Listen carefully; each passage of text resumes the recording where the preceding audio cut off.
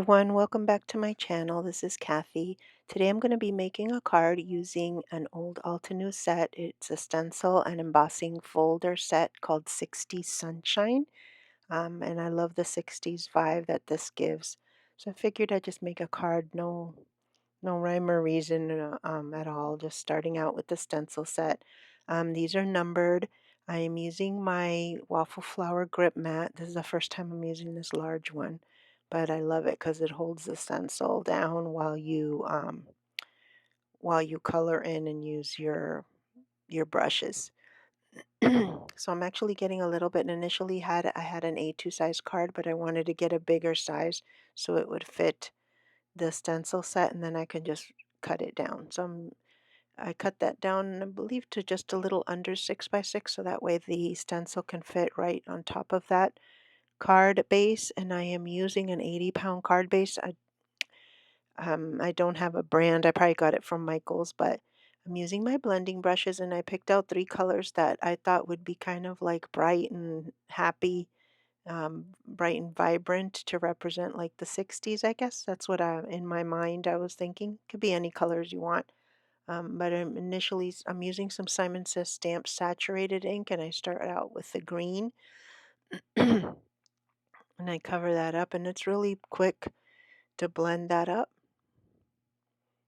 And then I'm cleaning off my brush, and then I'm going to be using the next color, but I'm going to wipe off my color from my stencil and then using some alcohol.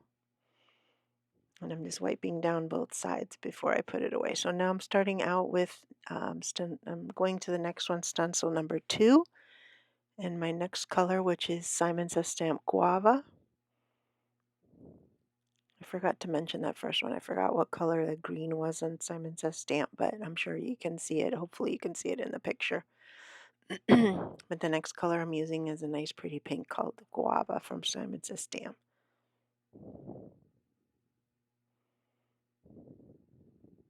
It's coming out so nicely. So then my next color I am using is Lemonade from Simon Says Stamp Saturated Inks. And again, I was wiping down my stencil so I don't forget and leave it dirty. And these are so easy to use because again, they're numbered, so you just know which one to use first, second, and third. And then it has little lines for you so you know where you place it. And that came out so pretty. Okay, so I'm going to wipe down my grip mat.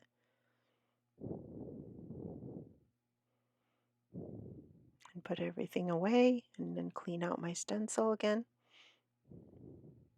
with some alcohol. And I'm using a microfiber cloth just to get both sides, and that cleans up super quickly. I think I saw that from somebody. I think Kathy Zilski from CC Design, she was doing that. So now I'm going to be using my embossing folder. Okay, so now I'm going to pull out my Spellbinders, and I'm going to run that through my Spellbinders die cutting machine. Dusting it off because I haven't used it in a while. And then that doesn't come out too bad. It was a little bit offset, but it didn't look bad at all. Okay, so now I am trying to choose a card base for my card, and I'm trying to figure out what color I want to use. I had recently gotten some cardstock from Concord and Ninth. I'm trying to cut them, they're 8.5 by 11, so I'm trying to cut them in half so I can choose my card base. Just putting the colors together, but I figured I'd show you little process that I was going to use. I'm trying to put away my grip mat in the process as well. Just trying to keep everything organized, so to speak, in a way. So I have this little waffle flower die that cuts out a bunch of tags, and I wanted to organize my tags while I was trying to choose my card base because I got some new cardstock, so I wanted to keep track of the cardstock that I had. So at the same time, I'm going to trim out some tags. I put aside half of those card bases while I'm choosing, and just cut out a small portion of the tags, a small portion of the cardstock, I'm sorry, so I could make the tags and die cut the tags. And I'm going to put them like a little sampling of cards so I can choose which cards to use.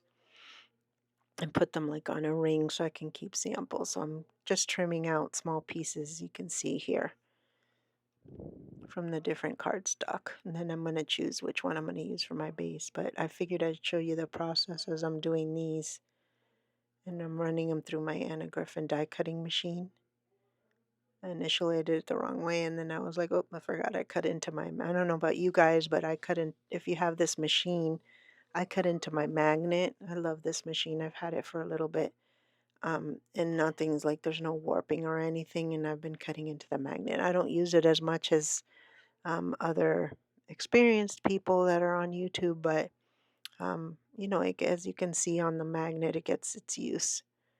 So I'm just cutting out the little remaining ones, and then I'm going to put everything together. See how they have little, so I kind of have like a little sampling of cardstocks, just kind of for inventory purposes for future use. So then I'm trying to pick out which one's the background I'm going to use for my card.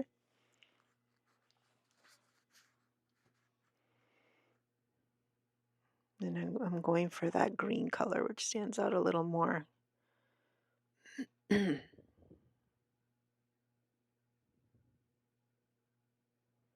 So now I'm getting my waffle flower A2 size frame dies. These are great because you don't have to guess what size you're going to cut them on the cutting machine, and they cut a little beveled edge as well. That looks kind of elegant. I also got my card base, which is 110 pound, to use as my base, and then I'm using um, that green cardstock as a little frame before, and then I'm getting another size so I can cut out my embossed flowers. That's going to be just a little bit smaller than my green base. Call it a base, but it's a green layer that's going to be used underneath those flowers, as you can see, and then it goes on the base, so it can have little edges. I'm going to put everything away so I can finish off my card. And the card base, again, that's 110 pound. I'm cutting out another 8.5 by 11. These are from Michaels. They're 110 pound.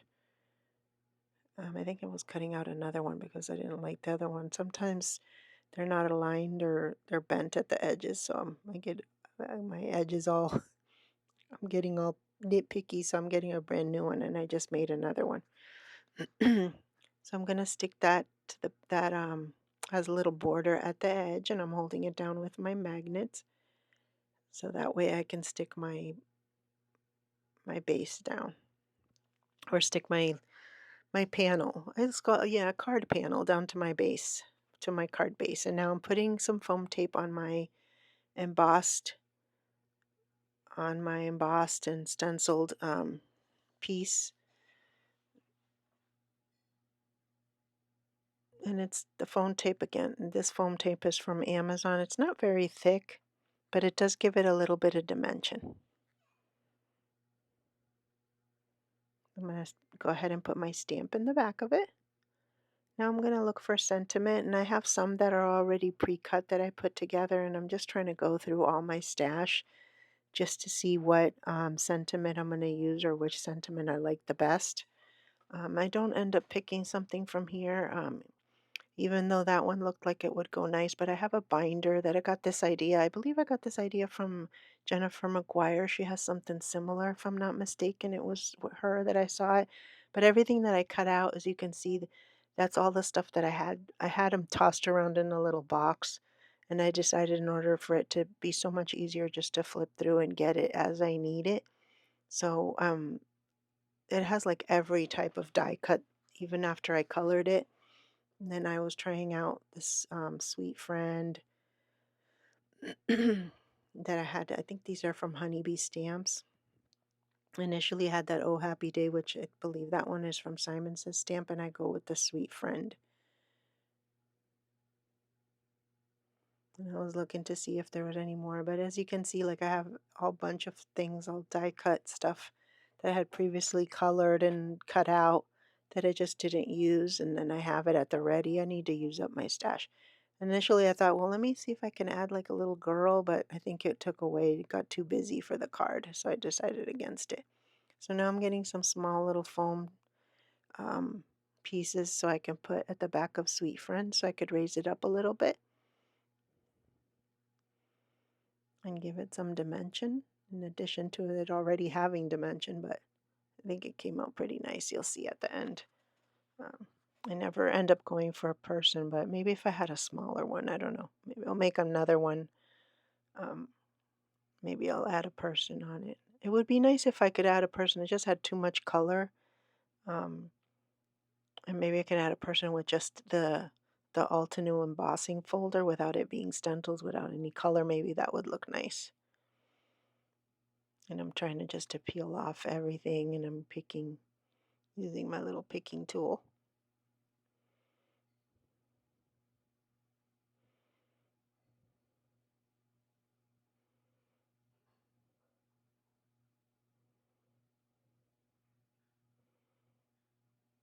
And I could have added, like, I know now people are doing like die cutting the words just without any stamping, but just tie cutting the backing so it adds dimension. But I didn't have it handy, and I just wanted to find a nice sentiment card. And then I got out some bling, which are, I don't know where I got these from. I think I got these. They look like little water dots, and I got those from Amazon as well. And I don't know if you can see the detail of it, but at the end I'll have some pictures of the card up close, and you can also see it in my blog if you're interested. I call it done. I hope you enjoy. Thanks for watching.